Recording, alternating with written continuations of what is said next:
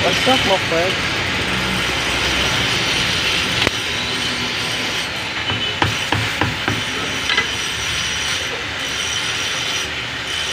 Guys, magpapalit tayo ng rack and pinion bushing ng Bios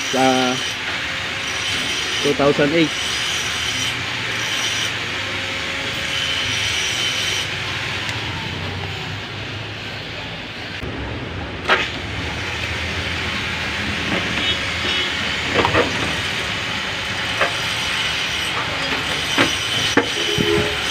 Unang kakalasin natin guys si rack end la kabilaan.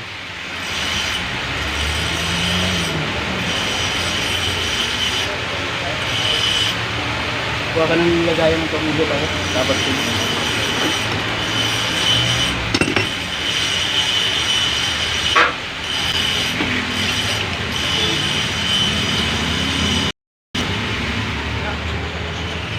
papakita ko na sa inyo guys kung paano magpalit ng rack and pinion bushing, mga pambiyos.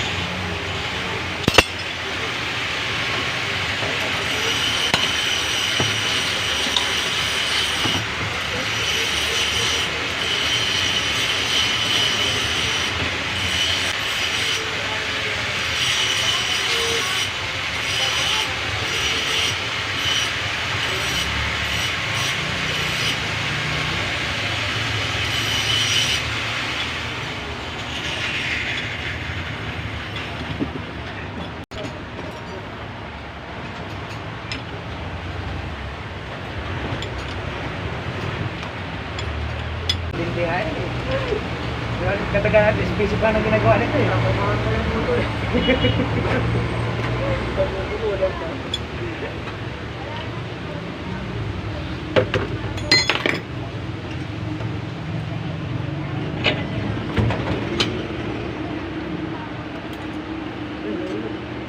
Spring.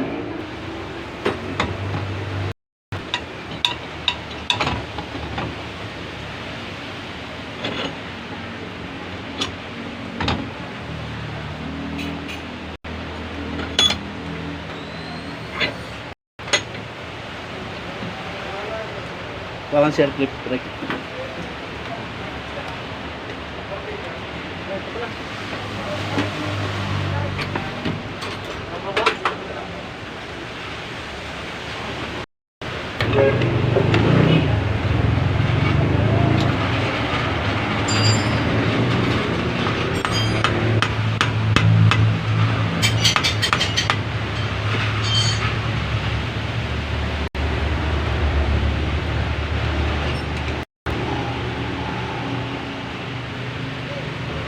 Oil seal.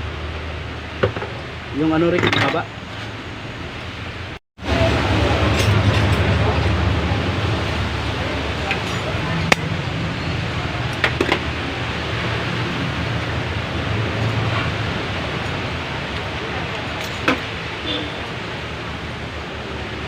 Slip.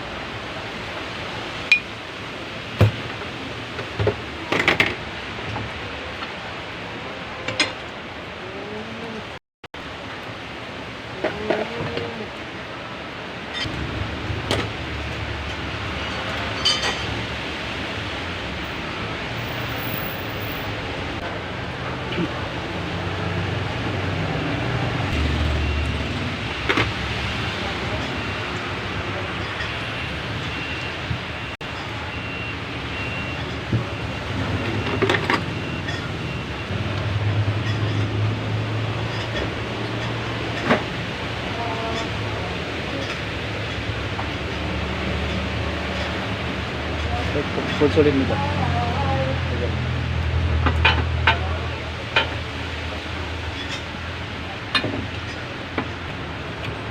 Ye, ye. Ye, laki mo. Nakasama? Ah.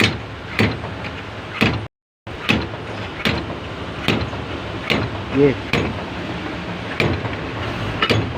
Ye. Ye. Ye. Ye. Ye.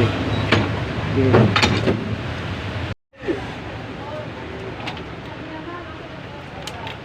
Tayo pala papalitan. Sarili. Ito yung papalitan natin guys na bushing.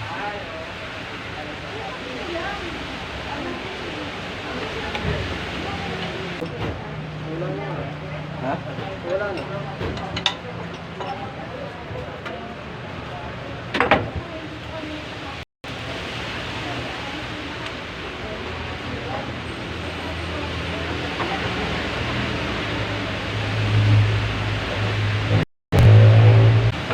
Ngayon guys, pag makalampag yung sasakyan nyo, palitan nyo ng shock, lahat na ball joint, bushing. May kalampag pa rin. Ito na nagiging problema ng BIOS.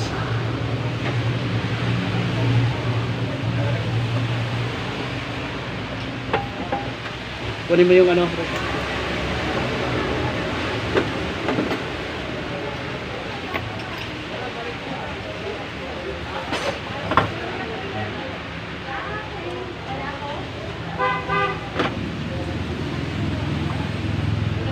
Ito na yung bago. May ipapalit natin. Saan siya?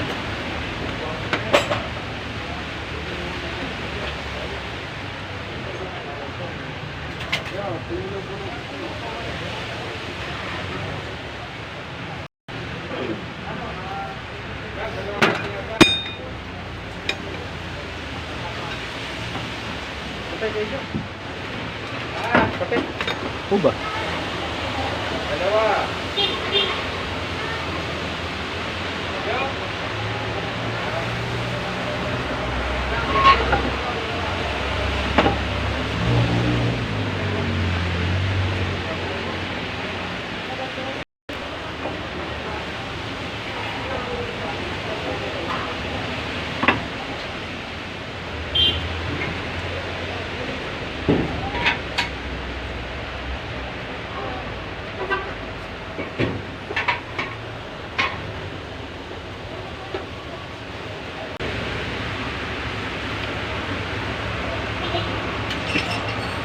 Hawakan mo rin.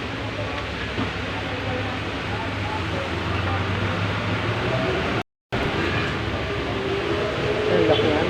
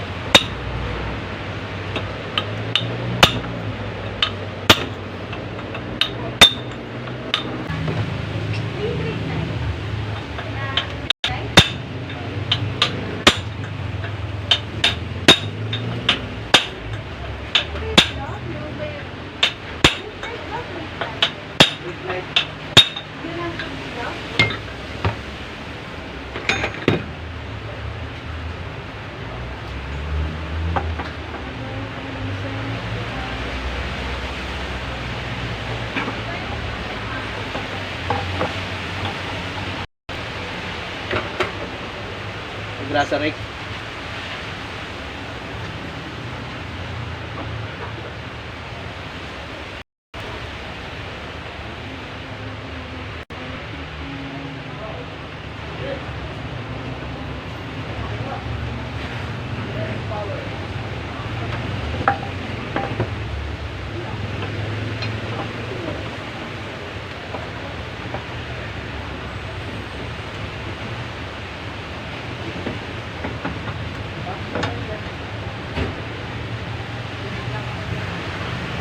Yung pag-check nito guys, iaalog lang ng pa-side kung may clearance pa siya.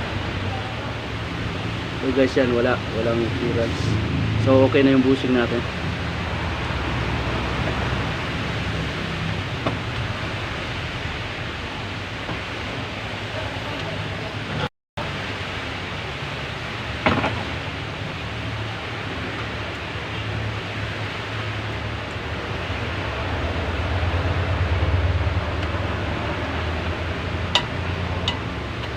Kurasa rin, kurasa.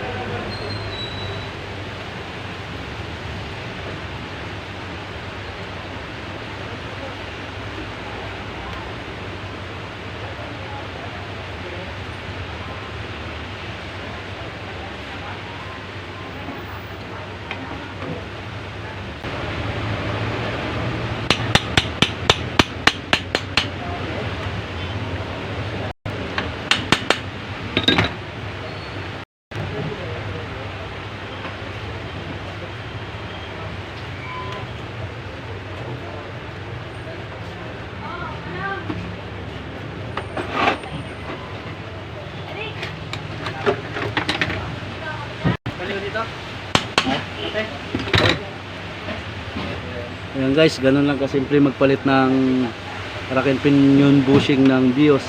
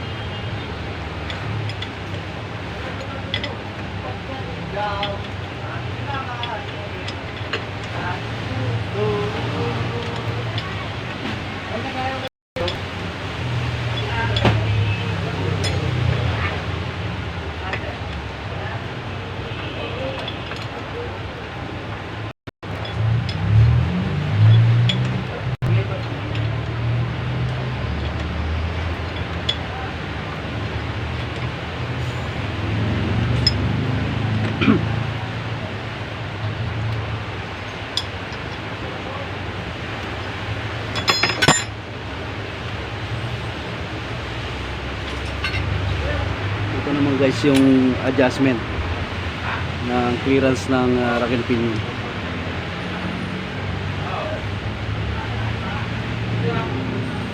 Pag nag-adjust tayo ng rack and pinion, dito ina-adjust.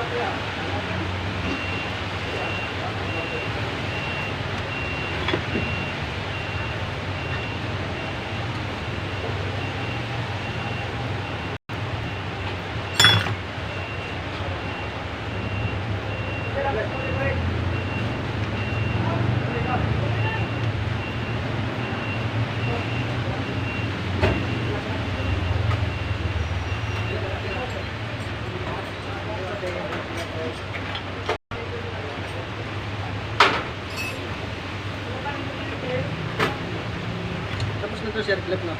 Hmm. Sana. Okay, today. Yung isang.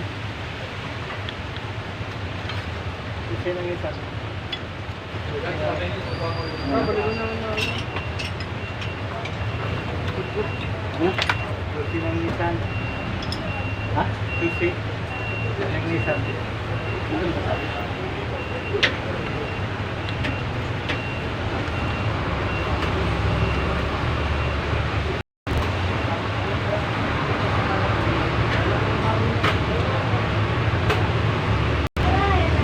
Ayun guys, tapos na yung palit natin ng rack and pinion bushing ng Vios.